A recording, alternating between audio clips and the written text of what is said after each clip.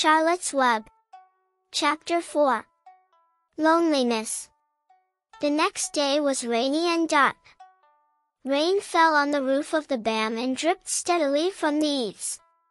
Rain fell in the barnyard and ran in crooked courses down into the lane where thistles and pigweed grew. Rain spattered against Mrs. Zuckerman's kitchen windows and came gushing out of the downspouts. Rain fell on the backs of the sheep as they grazed in the meadow. When the sheep tired of standing in the rain, they walked slowly up the lane and into the fold. Rain upset Wilbur's plans. Wilbur had planned to go out, this day, and dig a new hole in his yard. He had other plans, too. His plans for the day went something like this: breakfast at 6:30. Skim milk, crusts, middlings, bits of donuts, wheat cakes with drops of maple syrup sticking to them, potato skins, leftover custard, pudding with raisins, and bits of shredded wheat. Breakfast would be finished at 7. From 7 to 8, Wilbur planned to have a talk with Templeton, the rat that lived under his trough. Talking with Templeton was not the most interesting occupation in the world, but it was better than nothing. From 8 to 9, Wilbur planned to take a nap outdoors in the sun. From 9 to 11 he planned to dig a hole, or trench, and possibly find something good to eat buried in the dirt. From 11 to 12 he planned to stand still and watch flies on the boards, watch bees in the clover, and watch swallows in the air. 12 o'clock lunchtime. Middlings, warm water, apple parings, meat gravy, carrot scrapings, meat scraps, stale hominy, and the wrapper off a package of cheese. Lunch would be over at 1. From 1 to 2, Wilbur planned to sleep. From 2 to 3, he planned to scratch itchy places by rubbing against the fence. From 3 to 4, he planned to stand perfectly still and think of what it was like to be alive, and to wait for Fern. At 4 would come supper. Skim milk, provender, leftover sandwich from Lurvy's lunchbox, prune skins. A morsel of this, a bit of that, fried potatoes, marmalade drippings, a little more of this, a little more of that, a piece of baked apple, a scrap of upside-down cake. Wilbur had gone to sleep thinking about these plans. He awoke at 6 and saw the rain, and it seemed as though he couldn't bear it. I get everything all beautifully planned out and it has to go and rain, he said. For a while he stood gloomily indoors. Then he walked to the door and looked out. Drops of rain struck his face. His yard was cold and wet. His trough had an inch of rainwater in it. Templeton was nowhere to be seen. "Are you out there, Templeton?" called Wilbur. There was no answer.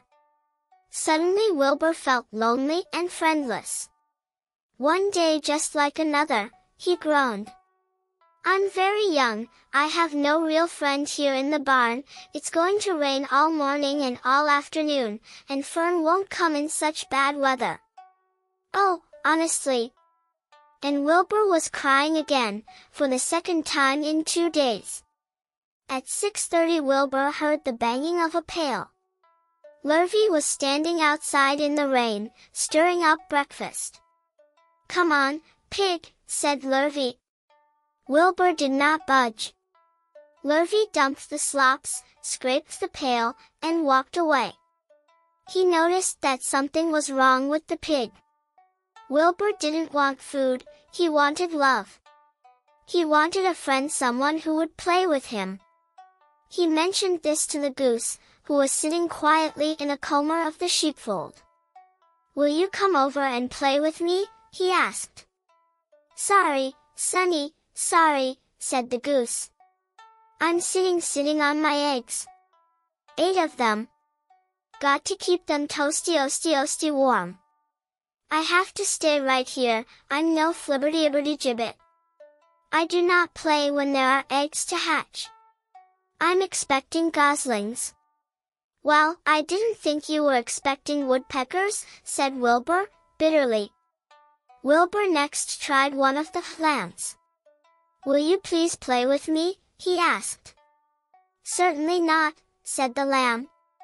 In the first place, I cannot get into your pen, as I am not old enough to jump over the fence. In the second place, I am not interested in pigs. Pigs mean less than nothing to me.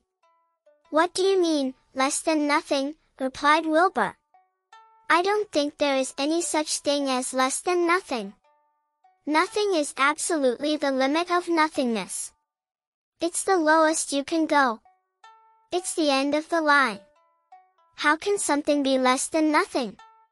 If there were something that was less than nothing, then nothing would not be nothing, it would be something even though it's just a very little bit of something. But if nothing is nothing, then nothing has nothing that is less than it is. Oh, be quiet, said the lamb. Go play by yourself. I don't play with pigs. Sadly, Wilbur lay down and listened to the rain. Soon he saw the rat climbing down a slanting board that he used as a stairway. Will you play with me, Templeton? Asked Wilbur. Play? Said Templeton, twirling his whiskers. Play? I hardly know the meaning of the word. Well, said Wilbur, it means to have fun, to frolic, to run and skip and make merry. I never do those things if I can avoid them, replied the rat, sourly. I prefer to spend my time eating, gnawing, spying, and hiding. I am a glutton but not a merrymaker. Right now I am on my way to your trough to eat your breakfast, since you haven't got sense enough to eat it yourself. And Templeton, the rat, crept stealthily along the wall and disappeared into a private tunnel that he had dug between the door and the trough in Wilbur's yard. Templeton was a crafty rat, and he had things pretty much his own way. The tunnel was an example of his skill and cunning. The tunnel enabled him to get from the barn to his hiding place under the pig trough without coming out into the open. He had tunnels and runways all over Mr. Zuckerman's farm and could get from one place to another without being seen. Usually he slept during the daytime and was abroad only after dark. Wilbur watched him disappear into his tunnel. In a moment he saw the rat's sharp nose poke out from underneath the wooden trough. Cautiously Templeton pulled himself up over the edge of the trough. This was almost more than Wilbur could stand, on this dreary, rainy day to see his breakfast being eaten by somebody else. He knew Templeton was getting soaked, out there in the pouring rain, but even that didn't comfort him. Friendless, dejected, and hungry, he threw himself down in the manure and sobbed.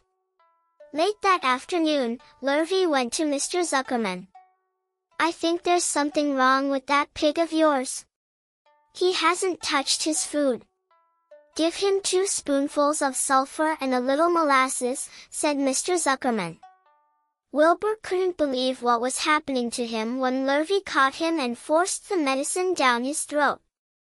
This was certainly the worst day of his life. He didn't know whether he could endure the awful loneliness anymore. Darkness settled over everything. Soon there were only shadows and the noises of the sheep chewing their cuds, and occasionally the rattle of a cow chain up overhead. You can imagine Wilbur's surprise when, out of the darkness, came a small voice he had never heard before. It sounded rather thin, but pleasant. Do you want a friend, Wilbur? It said. I'll be a friend to you. I've watched you all day and I like you. But I can't see you, said Wilbur, jumping to his feet.